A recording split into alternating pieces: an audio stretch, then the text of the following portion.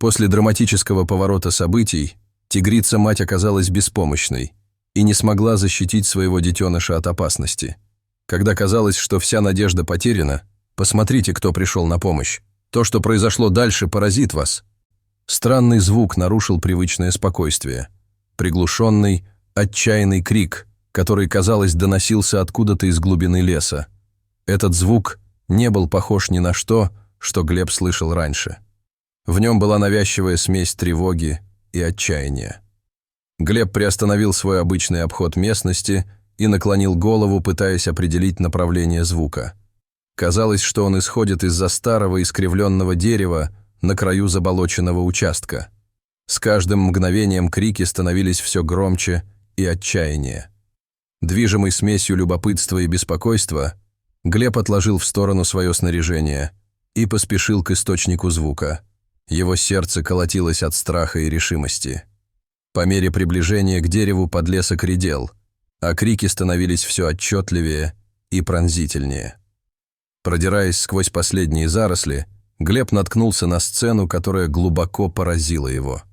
Там, на небольшой затопленной поляне, молодой тигренок барахтался в воде, его попытки удержаться на плаву становились все слабее с каждой секундой.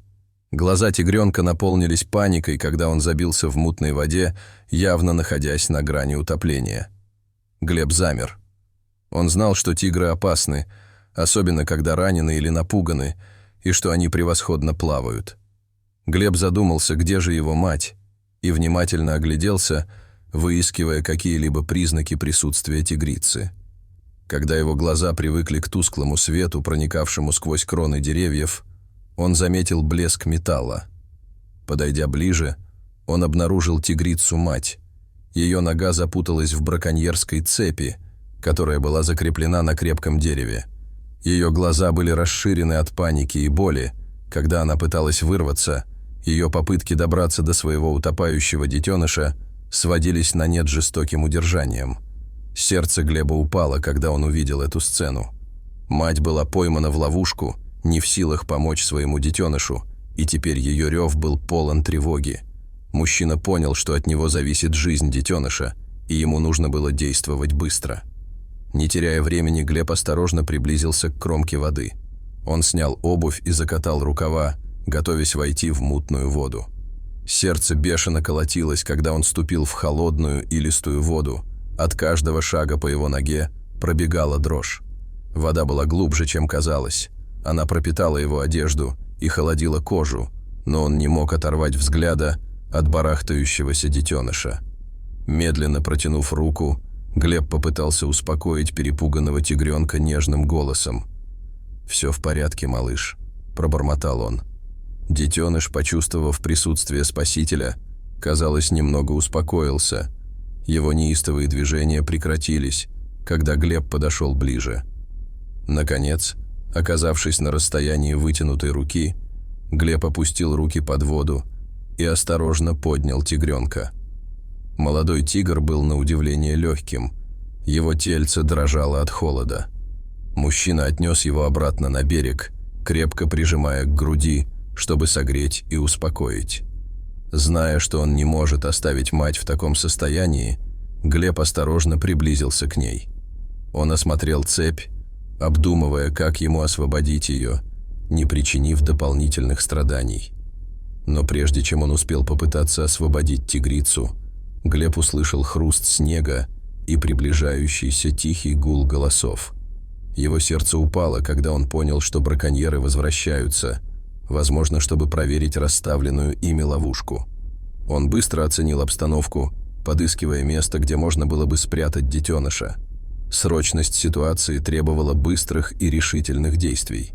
Глеб осторожно поместил детеныша в густые заросли, убедившись, что он хорошо скрыт от случайных взглядов.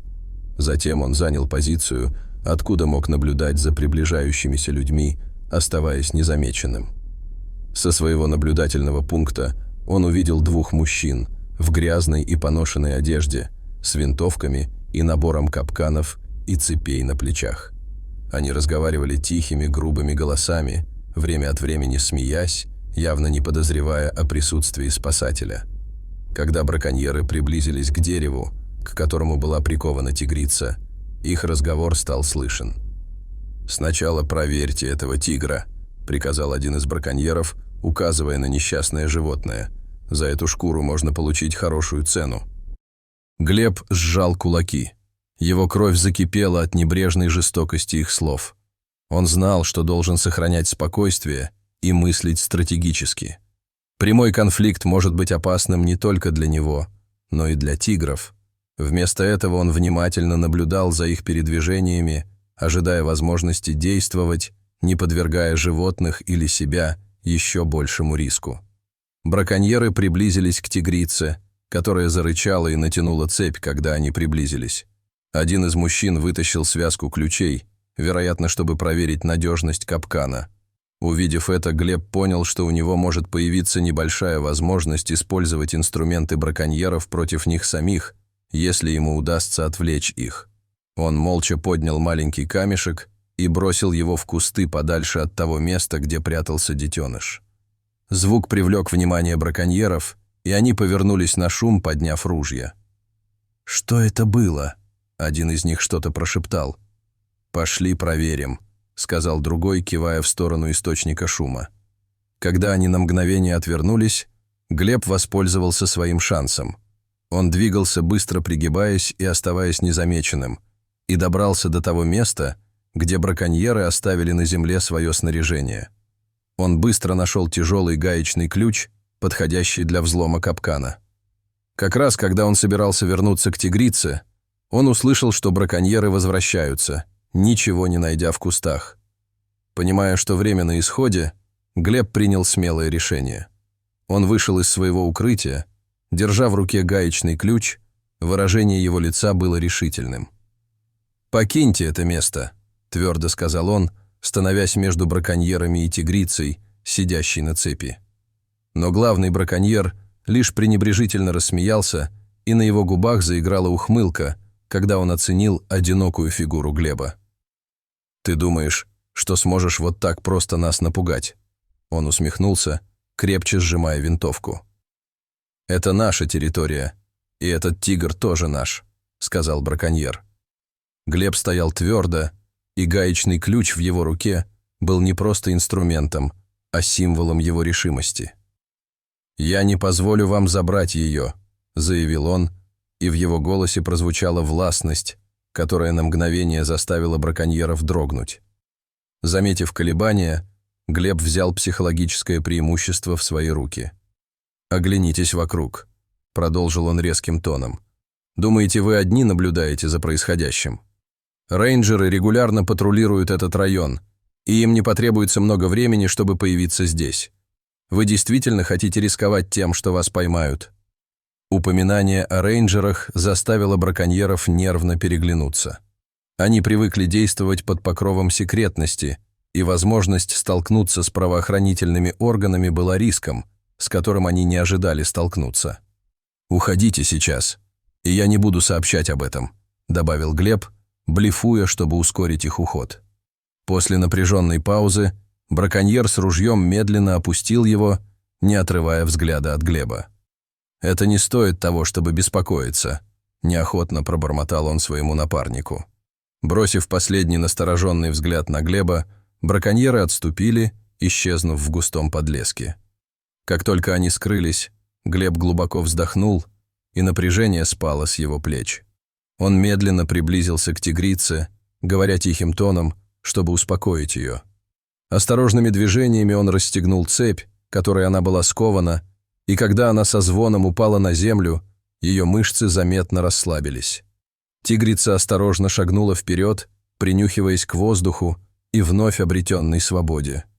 Затем она быстро направилась туда, где был спрятан ее детеныш, издавая тихие и ободряющие крики.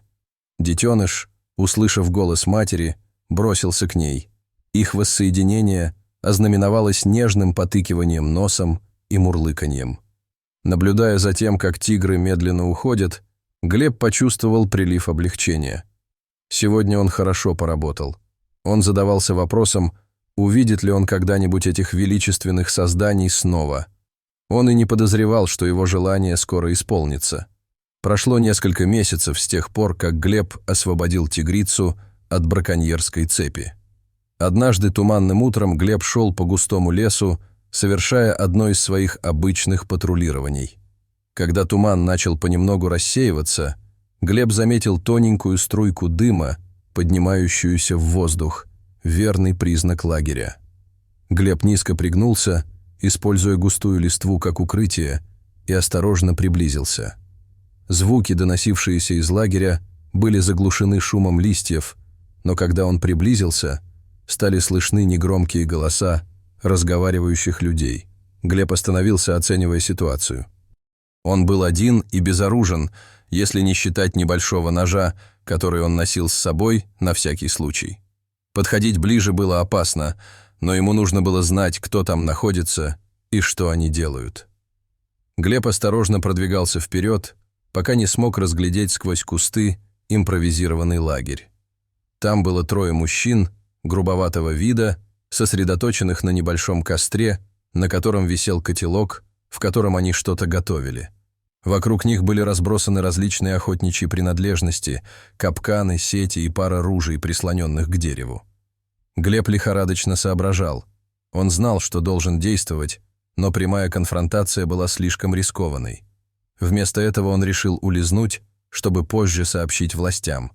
Как раз в тот момент, когда он тихо пятился с поляны, под его ногой хрустнула ветка, негромкий звук, но достаточно громкий в предрассветной тишине.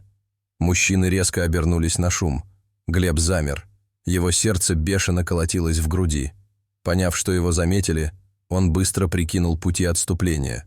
Когда мужчины схватили ружья и побежали к нему, густой туман, который раньше был помехой, теперь стал его союзником, скрывая его движение, когда он ускользал вглубь леса. Его дыхание было тяжелым, когда он увеличивал расстояние между собой и браконьерами. Как только он подумал, что находится в безопасности, грубая рука схватила его за плечо, развернула и прижала к дереву. От внезапности нападения у него перехватило дыхание, и он попытался прийти в себя. Один из браконьеров, по-видимому, главарь, усмехнулся ему прямо в лицо. «Думал, что можешь шпионить за нами и просто уйти». Браконьеры были в ярости, обвиняя его в своих недавних неудачах и потерях из-за его усилий по сохранению природы. Когда они связывали ему руки веревками, один из браконьеров сказал: «Ты слишком долго был для нас помехой. Пришло время избавиться от тебя навсегда». Страх охватил Глеба, когда он осознал серьезность своего положения.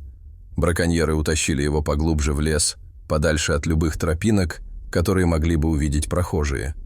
Когда они добрались до уединенного места, главарь браконьеров поднял руку, давая сигнал остановиться. «Этого достаточно. Здесь его никто не найдет», – мрачно сказал он. Пока Глеб готовился к худшему, внезапный шорох в кустах привлек всеобщее внимание. Грозная тигрица появилась из тени. Ее взгляд был прикован к мужчинам, державшим Глеба. За прошедшие месяцы она не забыла человека, который спас ее, узнав его голос и запах. С мощным ревом тигрица бросилась в атаку.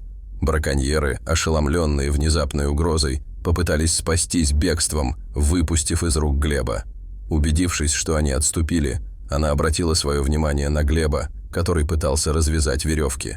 Осторожно приблизившись к нему, она осторожно ткнула носом в веревки. Глеб, поняв ее намерение, позволил ей разорвать оковы зубами. Через несколько мгновений он был свободен. Поднявшись, он повернулся лицом к тигрице. Его сердце было полно благодарности. «Спасибо», – тихо сказал он, неуверенно протягивая руку. Она молча смотрела на него. Ее взгляд был напряженным, но спокойным. В этот момент между человеком и зверем возникло глубокое понимание, взаимное осознание риска, с которым они сталкивались, и защиты, которую они предлагали друг другу.